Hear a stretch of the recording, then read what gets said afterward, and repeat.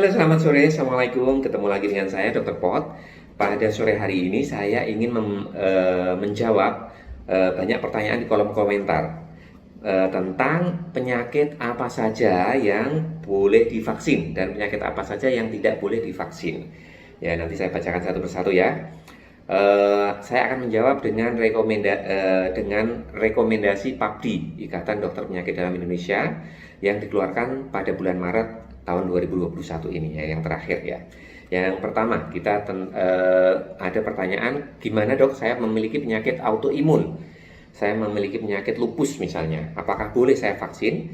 Ya, untuk jawabannya, kalau untuk penyakit autoimun itu harus mendapatkan rekomendasi dari dokter yang merawatnya ya. Kalau sudah dinyatakan stabil, tidak ada keluhan akut, ya itu boleh ya. Pengobatannya berjalan dengan baik dan tidak ada keluhan akut, boleh. Dan itu biasanya dinyatakan oleh dokter yang merawatnya. Terus kemudian bagaimana, yang kedua, bagaimana kalau pernah mengalami reaksi anafilaksis? Reaksi anafilaksis itu apa sih? Itu adalah reaksi alergi yang berat, yang bisa menimbulkan kegawat daruratan medis dan bisa menimbulkan fatalitas atau kematian. Nah, itu reaksi anafilaksis namanya. Misalkan habis suntik obat atau minum obat, tiba-tiba sesak nafas yang berat, keringat dingin sampai dibawa ke emergency room ya, mendapatkan oksigen, injeksi-injeksi obat-obat anti alergi dan lain-lain ya, obat penyelamat jiwa dan lain-lain. Nah, itu berarti pernah mengalami reaksi anafilaksis. Nah, asalkan reaksi anafilaksis ini tidak disebabkan oleh vaksin, ya vaksin COVID, ya sebelumnya itu boleh, ya asal tidak ada bukti bahwa reaksi anafilaksisnya karena vaksin itu boleh. Jadi misalkan reaksi anafilaksisnya karena injeksi penisilin, boleh dilakukan vaksin gitu ya. Kecuali kalau misalnya nih suntikan yang pertama dari vaksin COVID-19 ternyata dia mengalami reaksi anafilaksis. Kedua tentu saja tidak boleh ya, tidak boleh melakukan injeksi vaksin yang sama lagi. Nah, seperti itu. Terus kemudian bagaimana dengan orang yang memiliki alergi obat? Dok, saya memiliki alergi obat. Saya ampicillin saya alergi, saya amoxicillin alergi, antalgin alergi. Apakah saya boleh menjalani vaksinasi? Boleh ya, dari rekomendasi PAPDI boleh, asalkan jelas bahwa bukan karena alerginya bukan karena COVID-19, vaksin COVID ya. Kalau alerginya karena vaksin COVID, tidak boleh mendapatkan injeksi yang kedua. Kemudian kita pertanyaan berikutnya, bagaimana dengan alergi makanan? Alergi makanan juga bukan kontraindikasi, artinya boleh. Kemudian yang asma gimana dok? Nah, asma juga sama ya. Asma asalkan dia stabil ya, tidak sedang dalam serangan, terkontrol dengan obat yang teratur, gitu, dengan cara menghindari alergen ya, yang bisa menyebabkan asmanya muncul, sehingga dia tidak muncul keluhan akut, itu boleh. Justru penderita asma ini akan sangat diuntungkan dengan adanya vaksin COVID-19, karena penderita asma itu resikonya kalau terkena COVID-19 itu bisa menjadi kritis ya, itu cukup besar resikonya ya. Kemudian bagaimana dengan penderita HIV ya, misalkan ada keluarga kita yang atau teman kita yang terkena HIV, boleh nggak menjalani vaksin COVID? Boleh juga, asalkan syaratnya dia meminum obat dengan teratur ya, tidak minum obat semaunya sendiri, dan juga tidak ada gejala yang akut ya, tidak ada sedang mengalami sebuah komplikasi dari HIV ya, itu boleh. Kemudian bagaimana dengan penyakit paru obstruktif kronis ya? Itu biasanya tanda-tandanya dia batuk-batuk ya, mengalami sesak nafas, batuk-batuk selama 3 bulan dalam setiap tahun ya, minimal 3 bulan atau lebih. Nah, itu berarti dia kurang lebih mengalami PPOK atau penyakit paru obstruktif kronis. Nah, itu boleh ya, dapat diberikan, yang asalkan terkontrol ya, tidak sedang sesak nafas berat ya, tidak sedang mengalami penurunan kesadaran dan lain-lain ya, itu boleh. Pertanyaan berikutnya, nah ini bagaimana dengan penyakit hati ya? Kalau ada orang memiliki penyakit hati gimana dok? Saya misalkan kena hepatitis B atau hepatitis C, itu boleh apa enggak? Kalau terkontrol boleh ya, tapi yang perlu diingat penyakit hati ini mengurangi efektivitas vaksin COVID-19. Jadi kalau semakin berat penyakit hatinya, semakin tidak efektif ya. Bahkan untuk orang yang sirosis itu penyakit hati yang sudah fase akhir, itu pun boleh divaksin ya, asalkan tidak sedang dalam komplikasi akut ya, asalkan stabil-stabil saja. Tetapi sarannya dari PABDI, mereka memilih inactivated vaksin ya, misalnya Sinovac itu nggak boleh mRNA, takutnya nggak kuat ya, terlalu berat itu nanti bebannya, atau mungkin malah tidak efektif sama sekali. Yaitu yang disarankan dari PABDI adalah yang Sinovac dan kawan-kawannya ya. Terus kemudian bagaimana dengan yang hipertensi? Kalau kita punya hipertensi boleh asalkan tidak lebih dari kurang dari 180/110.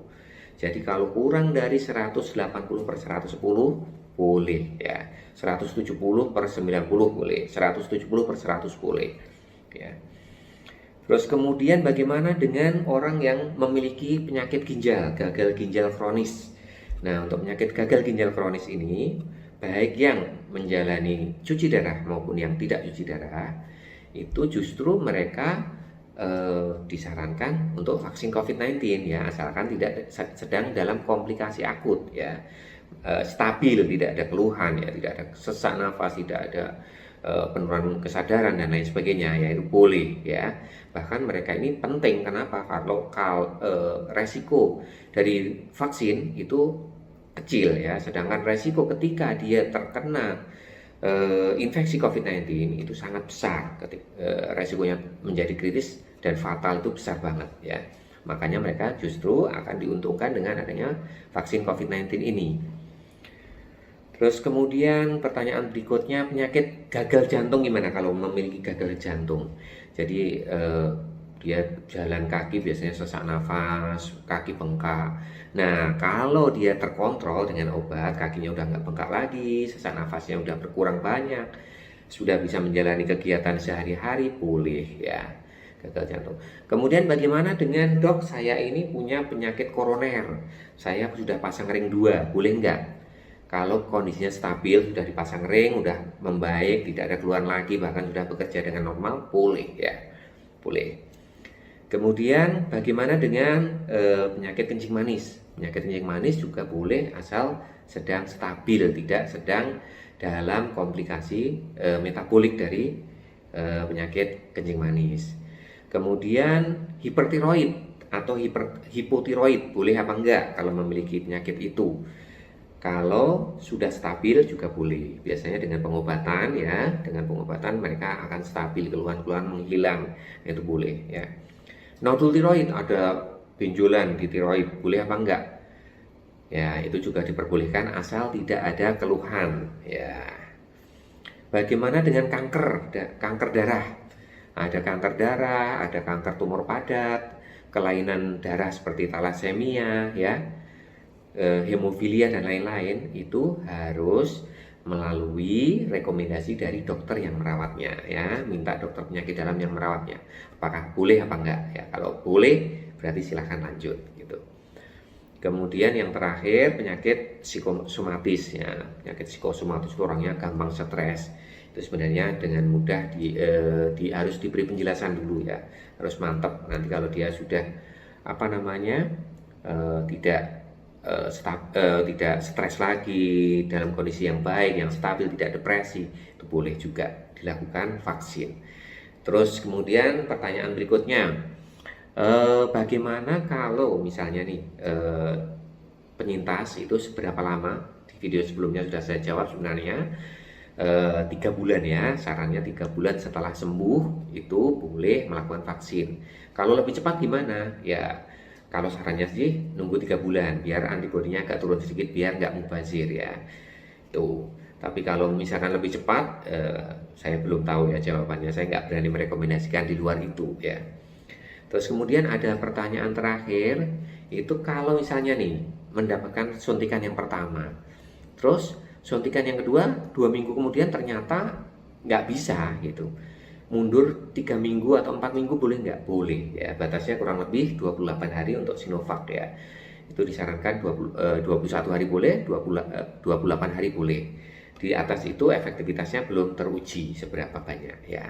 Jadi kalau misalkan kita sudah mendapatkan vaksin yang sekali, harus sebaiknya 2 kali ya. Tapi gimana dok kalau ternyata saya nggak dapat vaksin yang kedua nih? Apakah itu efektif vaksinnya? Ya efektivitasnya tentu sangat rendah ya, beda dengan 2 kali injeksi vaksin ya. Antibodinya yang terbentuk juga masih sedikit ya, nggak sebanyak kalau kita vaksin 2 kali. Seperti itu, semoga video berikut membantu menjawab keraguan-keraguan teman-teman semuanya. Dadah, assalamualaikum warahmatullahi wabarakatuh.